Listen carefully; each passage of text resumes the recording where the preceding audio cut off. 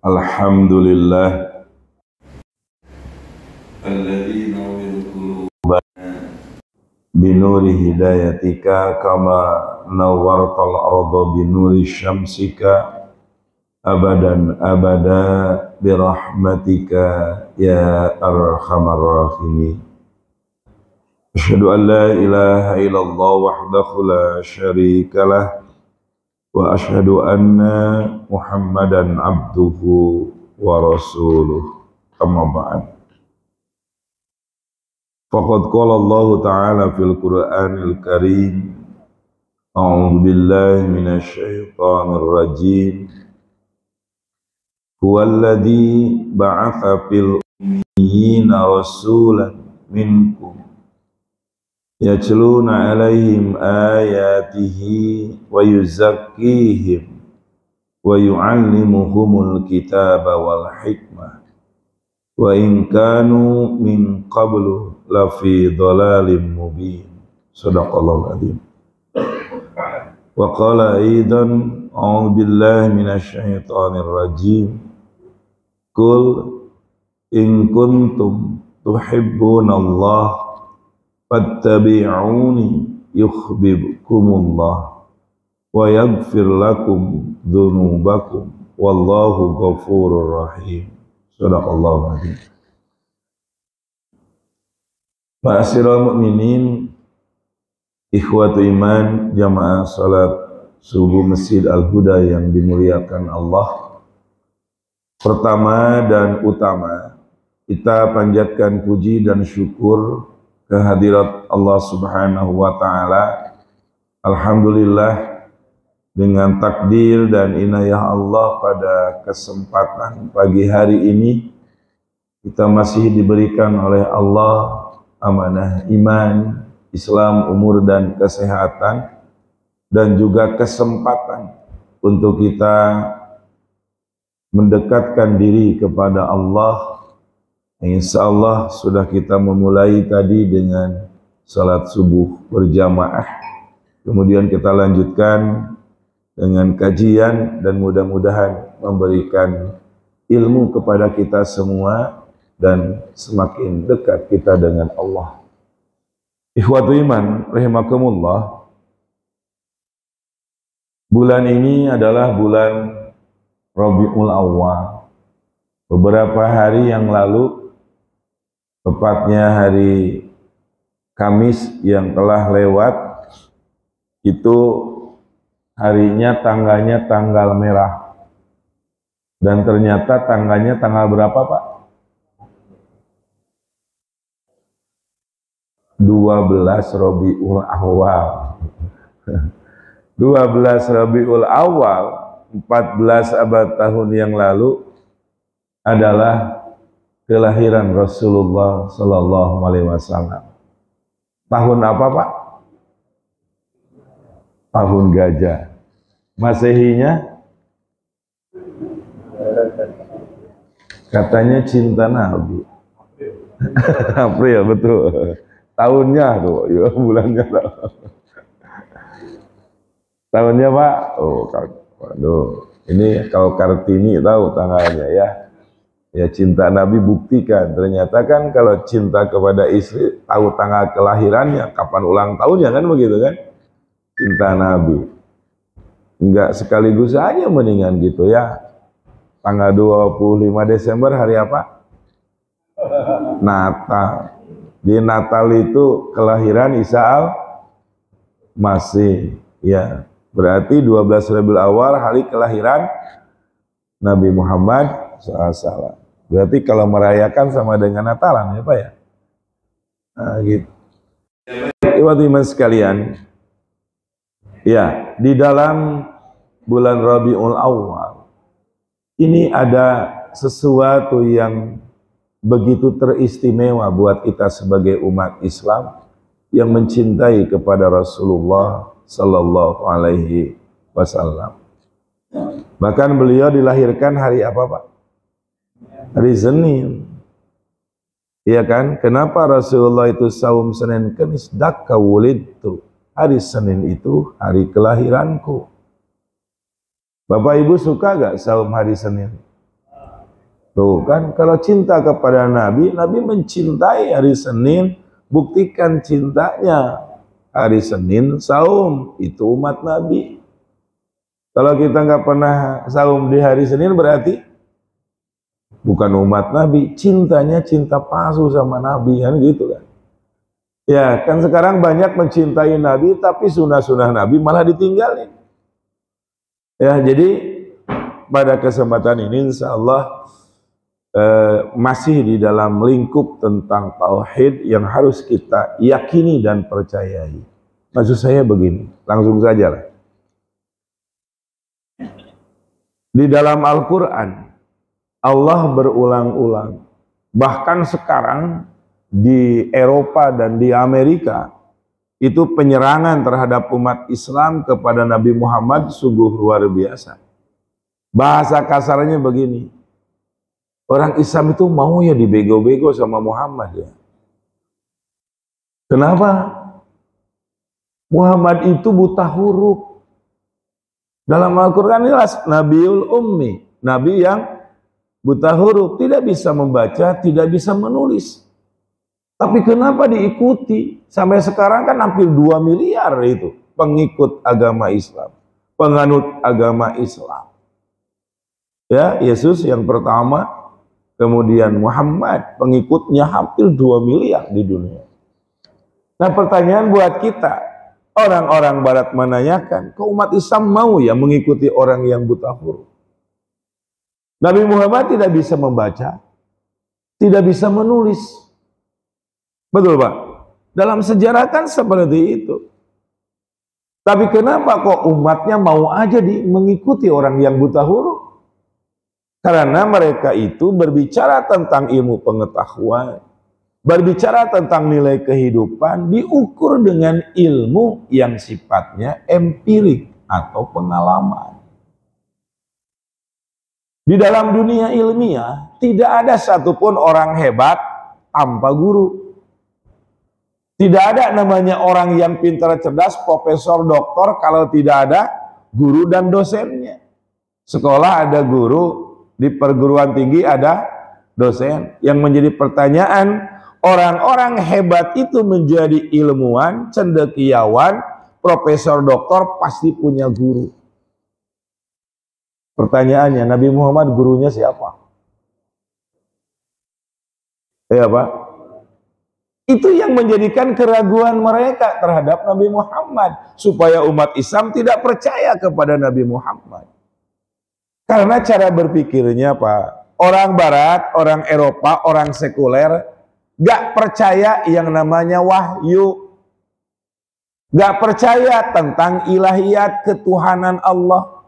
Tidak percaya tentang nubuat kenabian. Tidak percaya tentang hal-hal yang gaib. Itu orang-orang sekuler seperti itu, orang-orang Barat. Tapi orang-orang kita juga kalau iman kepada yang gaib berlebih-lebihan juga. Orang-orang Barat itu nggak percaya kepada yang gaib.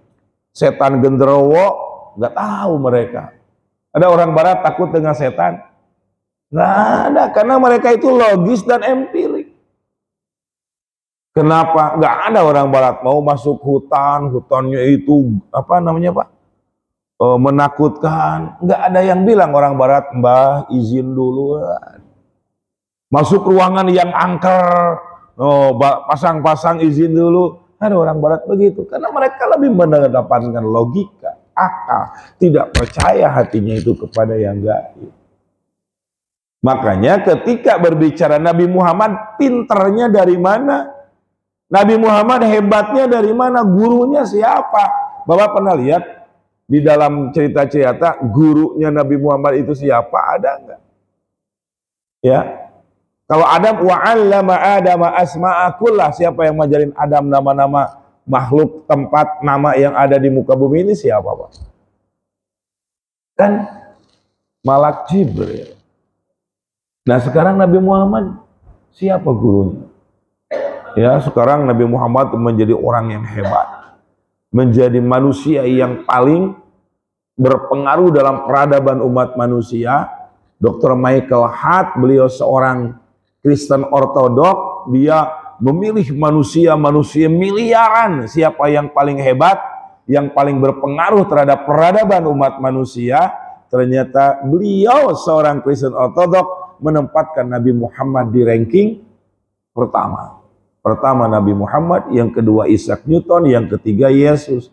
Pertanyaan, mana bisa dibandingkan dengan Isaac Newton Muhammad? Isaac Newton tuh bapak pengetahuan, keilmuannya luar biasa, ditempatkan ranking pertama. Kata orang-orang ilmiah, kata orang-orang sekuler, kenapa tidak Isaac Newton yang pertama? Muhammad mah gak tahu apa-apa.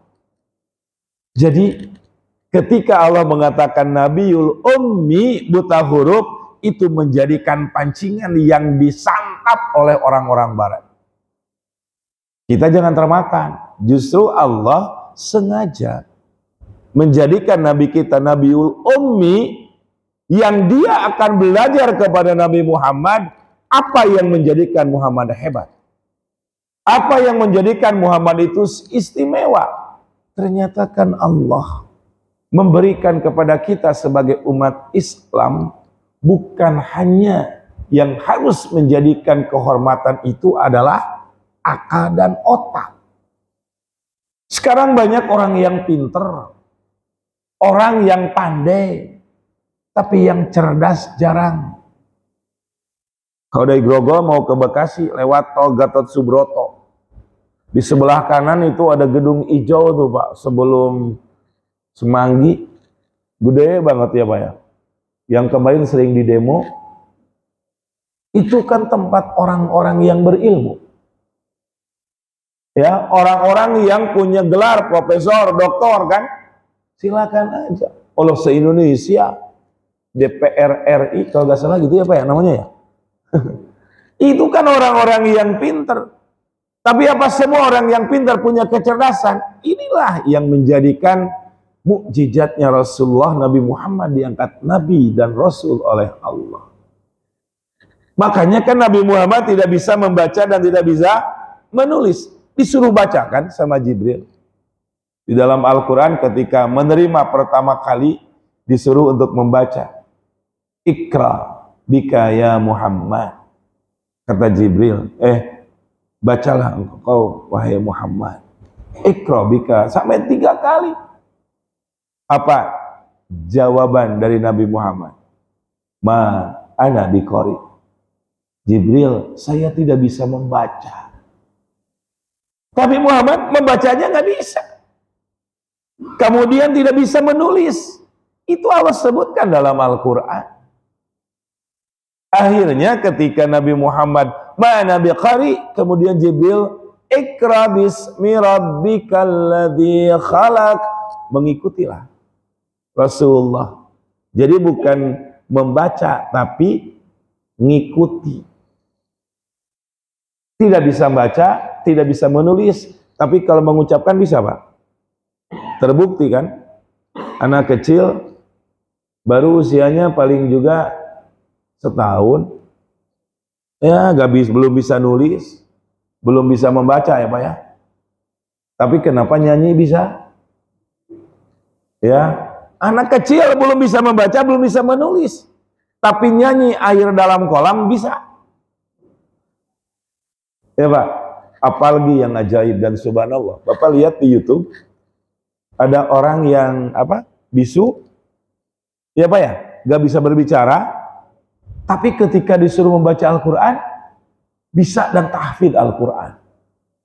Di Mesir itu kan, di komentar malah dia menjawab, ya namanya orang bisu, gagu, gak bisa ngomong, gak bisa bicara, ya dengan isyarat aja.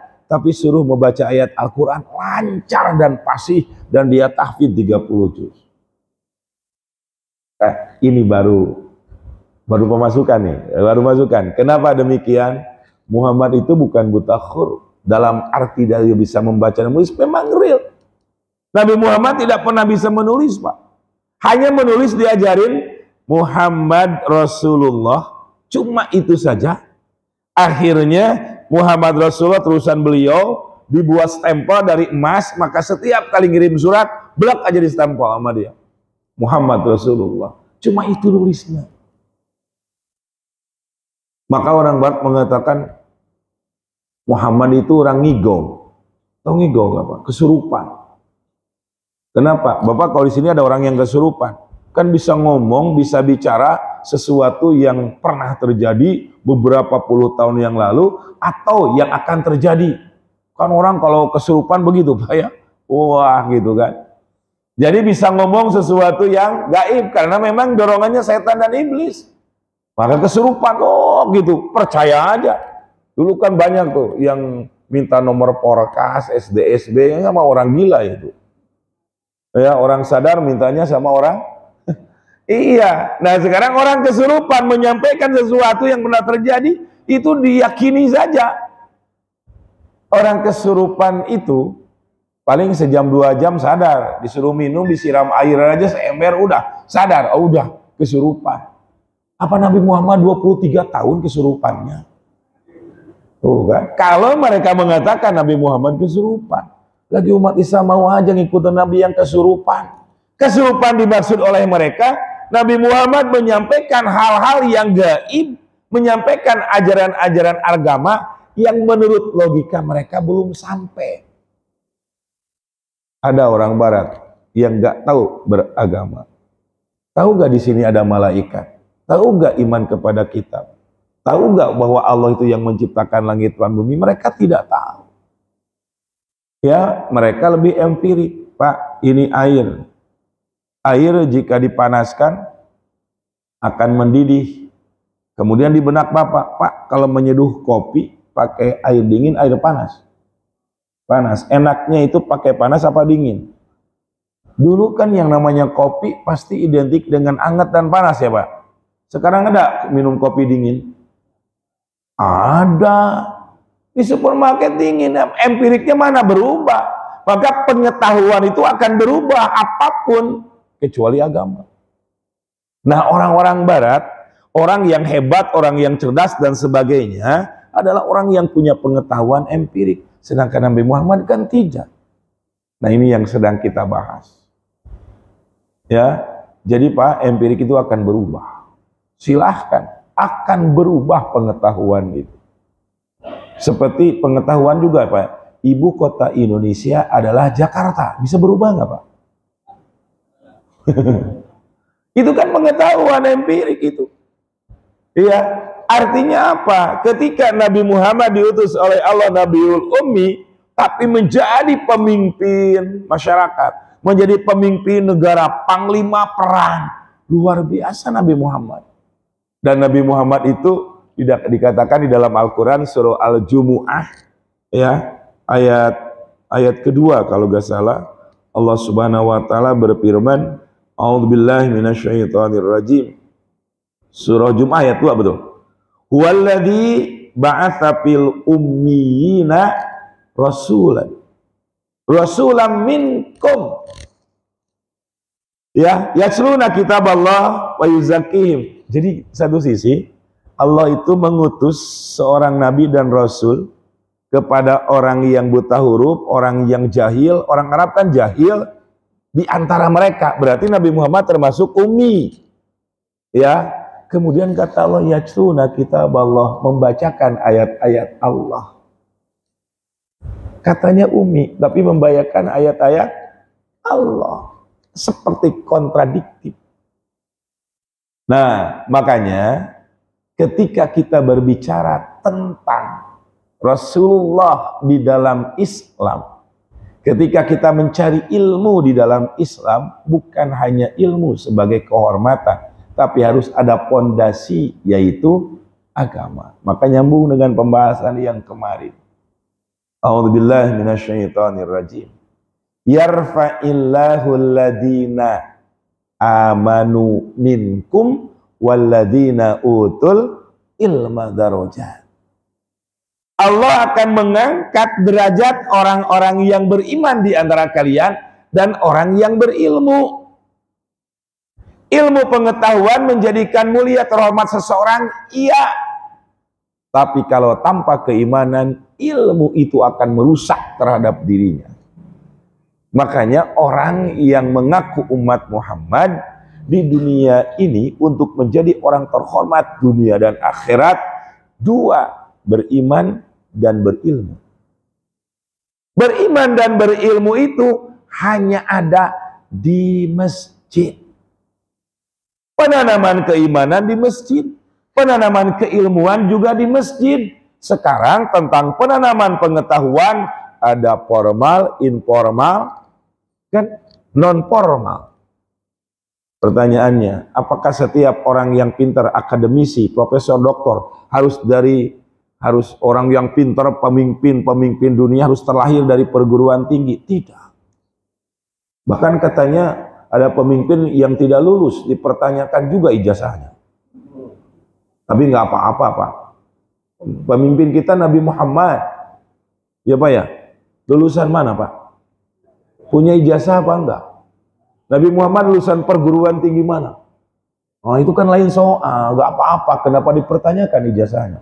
Nabi Muhammad juga jadi pemimpin nggak punya ijazah. Coba Pak, kok larinya ke sana gitu kan? Tapi Nabi Muhammad nggak apa-apa dibanding dengan mereka, disamain mereka, kemudian mengacu kepada Muhammad. Tapi ada lebih yang dimiliki oleh Muhammad. Apa lebihnya coba? Makanya waktu iman sekalian, 10 sahabat Nabi yang Nabi sebutkan akan menjadi ahli surga, semuanya ahli ngaji di masjid, semuanya ahli ilmu, cari ilmunya di masjid. Siapa Pak di antara yang 10 itu? Khalifah termasuk Bilal, ya kan Pak? Termasuk para sahabat mutaqin diri, bisa bayangkan. Maka saya selalu membanding, Pak, dosa Bapak dengan Umar bin Khattab, kira-kira banyakan mana? Dosa apa yang tidak pernah diperbuat oleh Umar? Berzina, hobinya, mabuk-mabukan, kebiasaannya, membunuh, berperang, itu adalah hobinya. Kemaksiatan itu adalah perbuatan Umar. Artinya ketika Umar tersentuh dengan keimanan, kemudian dia belajar tentang ilmu Islam, semua sifat kejahilian dia tinggalkan, bertobat kepada Allah, kemudian menjadi seorang muslim yang benar, taubatan nasuha, akhirnya menjadi calon ahli surga. Padahal masuk Islamnya sudah tua. Nah, Bapak masuk Islamnya kapan? Oh kan, masih muda apalah masih bayi Pak? Masa nggak masuk surga? Kan begitu kan Pak pertanyaannya. Ya, artinya apa? Ya, tadi disampaikan yang memakmurkan masjid di sini sampai taklim. Kayaknya taklim Sabtu Ahad di sini luar biasa ya. Benar kan ya? Saya juga semalam lupa gitu kan. Saya tanya, aduh mau berangkat ke Ciamis gitu kan. Wah, saya ada kuliah subuh nanti saya bilang gitu. Besok aja. Ya, saya baru kebuka semalam Pak Gani itu kan. Ya, saya lupa bahwa hari Sabtu itu kelima ya Pak Gani ya di sini. Saya ingatnya ke hari Ahad gitu kelima. Ya, tapi saya sambungkan aja dengan pembahasan ini ya. Jadi kenapa Pak? Jadi gini. Yarfa'illahu alladhina amanu minkum walladhina utul ilma darajat. Ini kuncinya. Orang beriman dan berilmu akan mendapatkan kehormatan dunia dan akhirat. Tapi jangan dipisah. Keimanannya bagus, ilmunya gak ada. Ilmunya bagus, imannya jongkok. Harus dua-duanya. Makanya ketika rajin ke masjid, rajin sholat, rajin ibadah, rajin juga menghadiri taklim. Kenapa? Biar seimbang antara keilmuan dengan keimanan. Maka ketika orang yang berilmu, luar biasa agama, rajin beribadah, tapi gak punya pengetahuan, akhirnya berfatwa. Haram hukumnya naik haji pakai pesawat. Oh kan? Karena naik haji Nabi pakai unta. Berarti kalau naik pesawat nggak nyunah katanya. Tuh kan? Ini kan fatwa menyesatkan. Artinya apa? Dia punya keimanan, ketaatan, kepatuhan Quran dan Sunnah, tapi tidak punya pengetahuan. Yaitu kan pesawat hanya sebagai alat yang tidak ada hubungannya dengan ta'budiyah. Jangan-jangan saya kalau khutbah Jumat atau sholat pakai jas begini nggak boleh. Harusnya pakai koko begini ya Pak Gani. Nah ini baju koko ini buatan mana? Koko. Oh Cina. Ini peci mana ini? Kan identik dengan Islam dan identik dengan Indonesia. Terus dulu muhtar pah-pahan kan pakai peci terus. Iya, coba. Yang namanya pakaian, baju, apa yang kita pakai tidak identik Islam dengan pakaian. Makanya saya dulu ada pernah mau khutbah Id, saya pakai jas, saya pakai celana, pakai dasi. Ustaz, kok Ustaz pakai jas? Emang tidak nyunah Ustaz? Terus nyunahnya pakai jubah. Disuruh pakai jubah. Bayangin Pak, jubahnya sempit, saya pakai dasi. Saya begitu, bagaimana ini? Ya udahlah, daripada ribut dulu, saya pakai dulu. Gerah-gerah, akhirnya ya udah 20 menit lagi agak gerahan. Ya, terus habis itu buka, ya Ustaz, di kami memang sudah biasa Ustaz. Kalau ceramah Jumat atau apa, itu harus pakai jubah. Karena jubah itu adalah pakaian Rasulullah. Alhamdulillah, mudah-mudahan bapak-bapak bisa bertemu dengan Abu Jahal, Abu Lahab, Abu Sufyan. Abu Lahab, Abu Sufyan, Abu Jahal dulu pakaiannya apa? Pakai apa Pak? Pakai dasi. Pakai apa? Pakai jubah. Maka Islam itu tidak identik juga dengan pakaian. Islam itu identiknya dengan apa? Pakaian menutup aurat, tidak transparan, tidak ketat. Itu 3 syarat dari Islam berpakaian itu. Menutup aurat, tidak transparan, ya kan, longgar tapi kelihatan lekuk tubuhnya, tebal kainnya tapi ketat, ya sampai badannya kelihatan. Itu lontong bantet belum matang katanya, ya kan? Itu kan kelihatan. Islam tidak mengajarkan demikian. Nah maka waktu iman sekian kembali, amanu, dia beriman kepada Allah, tonggak daripada keilmuan yang bisa merubah jati diri kita, keilmuan yang menjadikan kehormatan di dunia. Beriman dan berilmu seimbang. Tapi kalau ada iman gak ada ilmu, namanya jumud, ketinggalan zaman. Masa saya ceramah pakai HP bid'ah? Masa Ustaz Budiman katanya pakai laptop ceramah itu adalah tidak diajarkan oleh Nabi? Zaman Nabi ada HP Pak? Ada nggak? Jadi saya suka bertanya-tanya. Ya, kemudian tadi beriman ilmunya kurang, jumud. Sekarang ilmunya luar biasa, imannya jongkok. Beriman tak berilmu, jumud. Berilmu tidak beriman, fasad. Apa fasad itu? Rusak. Orang imannya kurang, ilmunya luar biasa, akhirnya rusak. Siapa yang merusak gunung, ditebangin pohonnya terjadi erosi? Orang pinter. Pinter ngibul. Pinter nipu.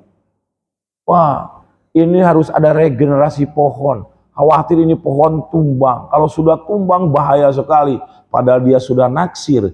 Ini harganya pohon ini bertahun-tahun pasti mahal. Akhirnya apa? Pakai teori reboisasi. Iya, artinya apa? Setelah ditebang harus ditanami. Regenerasi. Itu kan pakai ilmu ya Pak? Iya.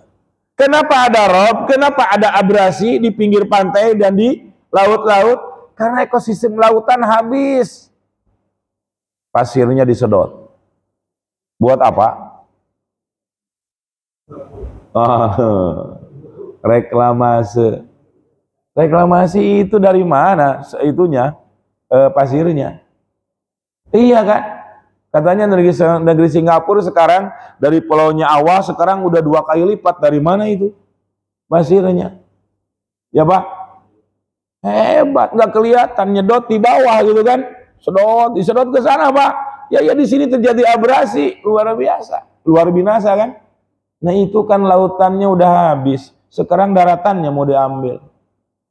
Tuh kan, itu kan kelihatan merusak. Makanya lihat, orang yang berilmu tapi tidak punya agama akan merusak. Maka dalam Al-Quran yang menjadikan hormat dan mulianya seseorang dunia dan akhirat disatukan. Yarfa'illahu alladhina amanu minkum walladhina utul ilma darajat. Bareng. Berilmu kemudian beriman. Beriman tanpa ilmu, jumun, ketinggalan zaman. Berilmu tanpa keimanan, rusak di muka bumi ini.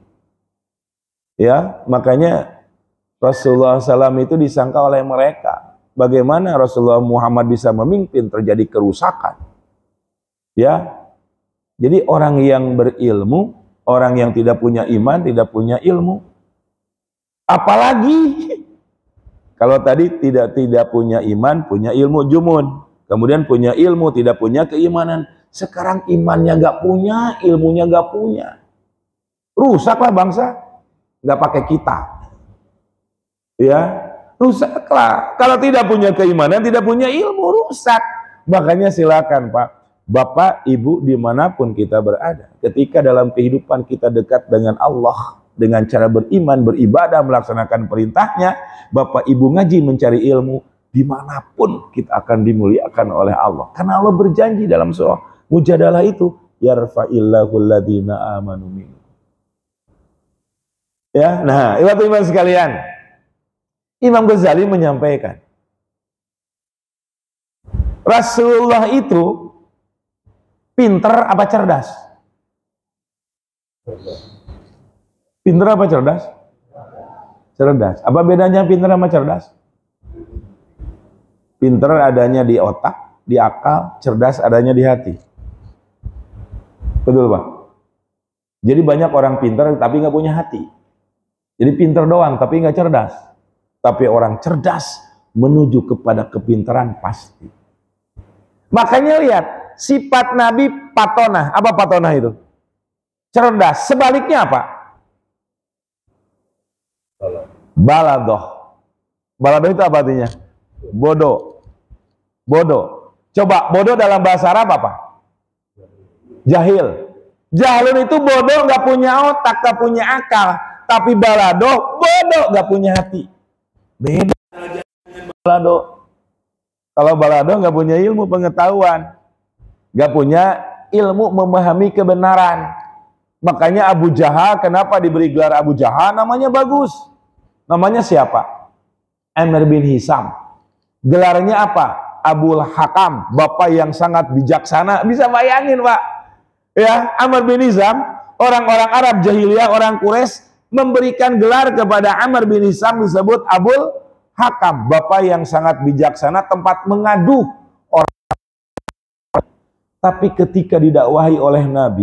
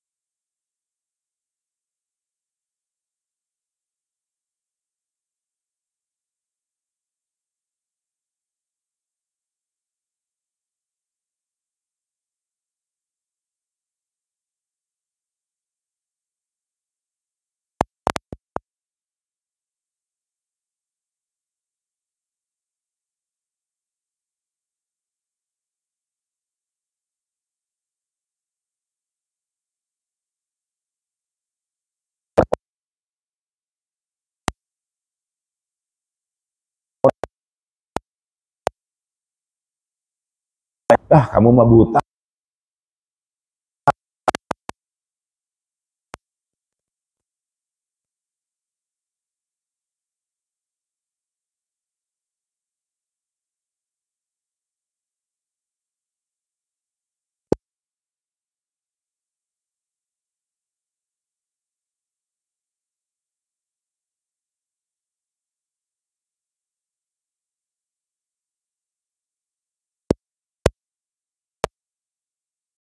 Ketika dia marah kepada Aisyah, kemudian dia berkata, kalau begitu aku tidak akan mencampuri Lagi wahai Aisyah, marah tidak mencampuri Aisyah lagi. Ternyata kan oleh Allah ditegur dengan surat Tahrim, ya Yuhan Nabi, lima tuharrimu ma'ahalallahu lak. Wahai Nabi, kenapa engkau mengharamkan sesuatu yang aku telah halalkan kepada engkau? Ditegur Nabi itu karena dimaksud. Nah, maka Nabi Muhammad ketika dia di dunia, mentornya Allah, gurunya Jibril, guiding booknya siapa? Al-Quran. Kalau tak menjadikan Nabi Muhammad idola, uswah dan qudwah, mencintai kepada Nabi, cintai Al-Quran dan Sunnah, maka